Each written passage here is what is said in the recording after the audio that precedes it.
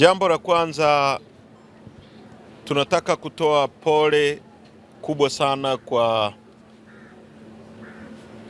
taifa la Kenya kwa kumpoteza waziri mkuu mstaafu wa Jamhuri ya Kenya.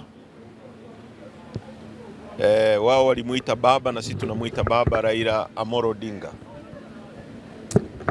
ni kiongozi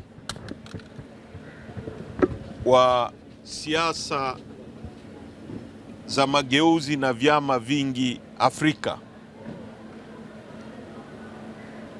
Ni mtu ambaye alikuwa na consistency kubwa sana katika kupigania mageuzi ya kidemokrasia na siasa za vyama vingi kwenye nchi yake ya Kenya, na athari za mapambano yake zimefikia mpaka kwenye mataifa mengine ikiwemo Tanzania.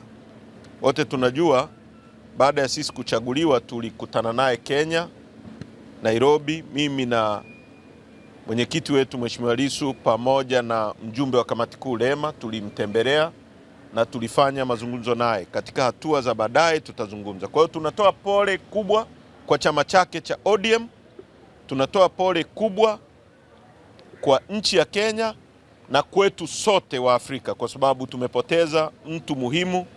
Kwa umri wake wa uzee ule miaka 80, ni mtu ambaye ni wazee ambao hata akija kwenye kusuluhisha jambo watu wote mnamsikiliza. Kwa hiyo apumzike kwa amani. Tunatoa pole kwa familia yake, tumeguswa sana, na sisi kama chama tutatoa taarifa rasmi ya kimaandishi na tutahudhuria msiba wake kumwaga Raila Amolo Odinga. Kwa hiyo hilo ni la kwanza. La pili, nataka niseme mambo mawili. Spidi ina maana kama haujakosea njia. Spidi haina maana yoyote kama umekosea njia. Unaenda Sinza, nia yako ya kwenda Sinza, alafu gari imeelekea Gongo la Mboto na wewe unaongeza mwendo, unakuwa unajipoteza zaidi. Spidi ina maana kama uko kwenye njia sahihi. Serikali yetu inakosea. Kuendelea kwa accelerate, kuongeza mwendo ni kupotea zaidi. Kwa hiyo mtu mwenye akili unarudi unasoma ramani, unaelewa hapa nimepotea njia, ngoje nianze upya.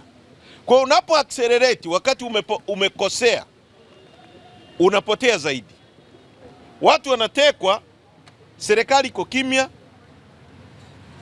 inafikiri watu wanatishika, watu wanazidi kuongezeka, wanaozungumza, wanaorani vitendo vya kutekwa. Sasa sijui watu wote watatekwa mpaka wanyamaze. Hakuna siku watu watanyamazia utekaji, hata wakiteka watu kila siku. Kwa ni muhimu sana kama umepotea njia urudi usome ramani. Tunashauri kuhusu hizi kesi hapa. Hizi ni kesi ambazo zimepotea njia. Kurudi na kuanza upya sio ujinga, ni kusuluhisha. Haiwezekani wewe unasema tutaandaa maridhiano baada ya uchaguzi. Ina maana unajua kabisa kwamba kuna makosa mnafanya, mna accelerate afu mnasema tutakuja turekebishe. Hicho ni kitu cha ajabu sana.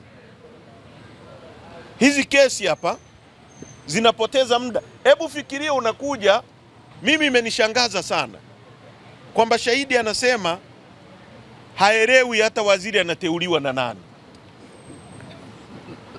wakati yeye ndiye anasema aliona viashiria vya akiwa kwenye doria mtandaoni.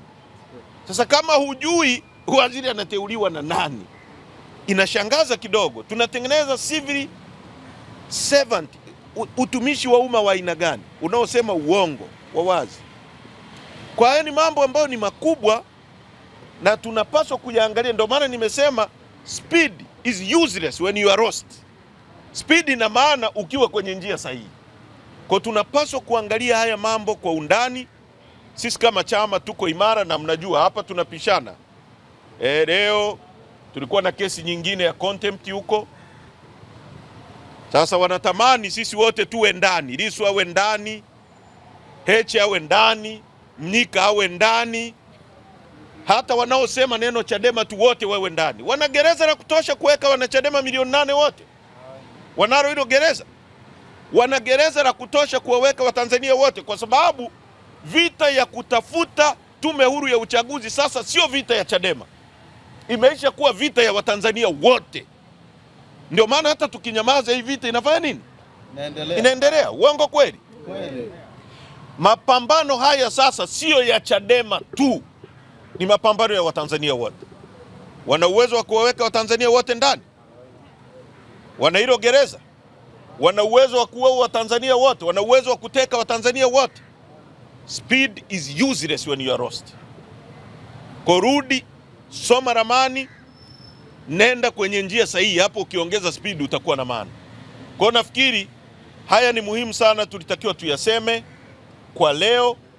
Sisi tupo imara na mapambano yataendelea. No reforms, no election. Mmemsikiliza mwenyekiti alipokuwa anaanza mwanzo asubuhi alichosema, na nimekuwa nikikisema mara zote.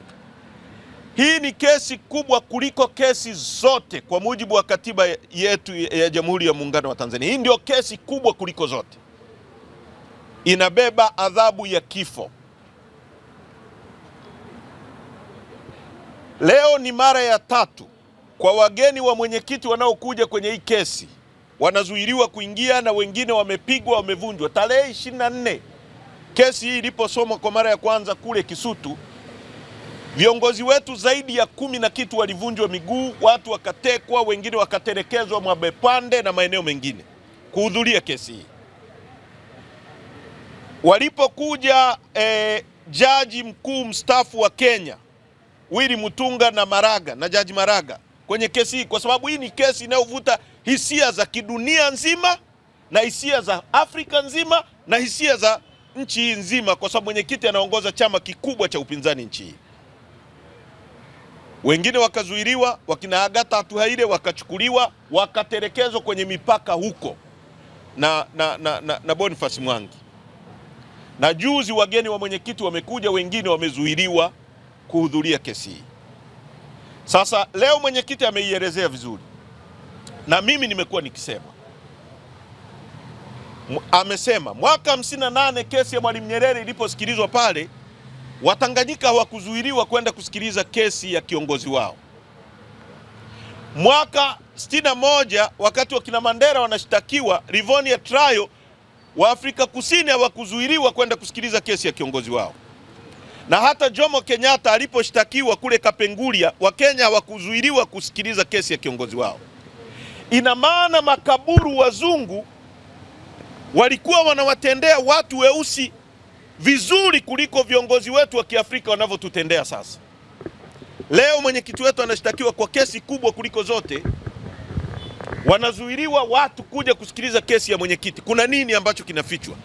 Sasa hili ni muhimu tukasema, hatutakubali mambo haya yafanyike gizani, kwa sababu kesi wameileta wenyewe, wairuhusu iwe wazi, watu waone kinachofanyika. Asante sana, nitaka niliseme hilo, sio ni muhimu sana kulisema. Asanteni sana.